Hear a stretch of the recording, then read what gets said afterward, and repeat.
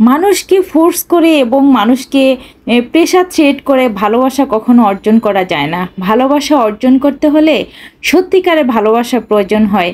মুখোশের আড়ালে যারা অভিনয় করে তাদের ভালোবাসা আসলে বেশি দিন টিকসই হয় না। হ্যালো ভিউয়ার্স, আসসালামু আলাইকুম। আশা করি সবাই ভালো আছেন। আলহামদুলিল্লাহ আমিও ভালো আছি। আমি একটা বিদ্যালয়ে এসেছি। এখানে এসেছি আমার ময়নার স্কুলের বেতন দিতে। তো বেতন দিতে এসে আসলে আমি এখানে আটকে গিয়েছি, কারণ আমাদের সোনার ছেলেমেয়েরা কি সুন্দর করে দেয়ালে তাদের মনের ভাব প্রকাশ করছে, এবং যেই দেয়ালে ছিল সাবেক প্রধানমন্ত্রীর বাবার ছবি, সেই দেয়ালে এখন আমাদের আবু সাইদের ছবি এঁকেছে। দেখে খুব ভালো লাগলো যে আসলে সম্মান ভালোবাসা এটা আসলে আল্লাহর তরফ থেকে আসে। কেউ কখনো সম্মান জোর করে অর্জন করতে পারে না। আবু সাইদ কি কখনো জানতো, বা আদৌ কি সে জানে সে যেখানে চলে গেছে পরপারে, সেখান থেকে কি সে দেখতে পাচ্ছে সারা পৃথিবীর বাংলাদেশের মানুষ তাকে কত সম্মান করছে, কত ভালোবাসছে?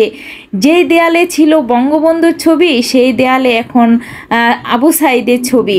আমি দেখি আসলে আমার আবেগে আমি আপ্লুত হয়ে গেছি। আমি এইখানে বিদ্যালয়ের সামনে দাঁড়িয়ে অনেকটা সময় দাঁড়িয়ে ওদের লেখাগুলো পড়ছি এবং ওদের চিত্রাঙ্কনগুলো দেখছি, যে সম্মান কিভাবে পায়। আসলে ও মরেনি, ও পৃথিবী থেকে যায়নি, ও অমর হয়ে আছে।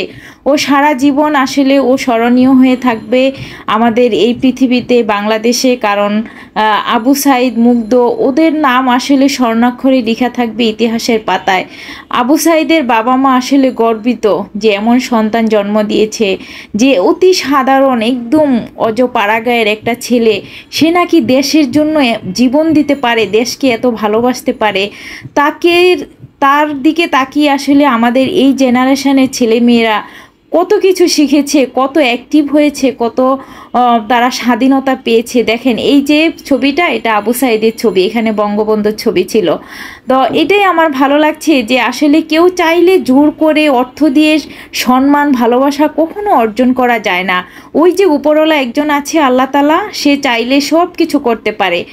আমাদের আসলে শিক্ষা এবং ধর্মীয় কিছু ব্যাপার আছে। আল্লাহকে যে বিশ্বাস করে বা মানুষের মঙ্গল কামনা করে বা দেশপ্রেমিক হয়, মানুষকে ভালোবাসে, সে আসলে ইতিহাসের পাতায় যুগ যুগ ধরে তার নাম স্বর্ণাক্ষরে লিখে থাকবে। এটাই আসলে বাস্তবতা।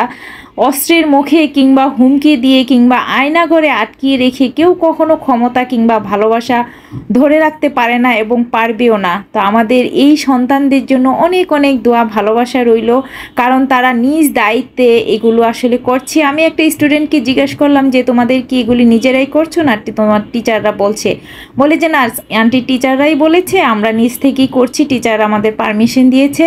তো আমি বলছি যে আমার ময়নাও তো স্কুলে পড়ে, তোমরা কোন ক্লাসে পড়ো? বলে যে না জুনিয়র না, যারা সিনিয়র 9-10-এ পড়ে ওরা এগুলো করছে। তো হ্যাঁ, চিত্রাঙ্কনের ব্যাপারটাও আছে। যারা ভালো অঙ্কন করতে পারে বা ড্রয়িং করতে পারে তাদের জন্য আসলে এটা। আমি অনেক ভিডিওতে ব্লগে দেখছি মেন রাস্তায় অনেক জায়গায় সুন্দর দেয়ালে আঁকছে। আমারও ছুটে যেতে ইচ্ছে করে, ওগুলো দেখতে ইচ্ছে করে, ভিডিও করতে ইচ্ছে করে। আসলে যেতে পারছি না, ভালো লাগছে না, বাহিরে যেতেও একটা কেমন যেন অস্থির লাগছে।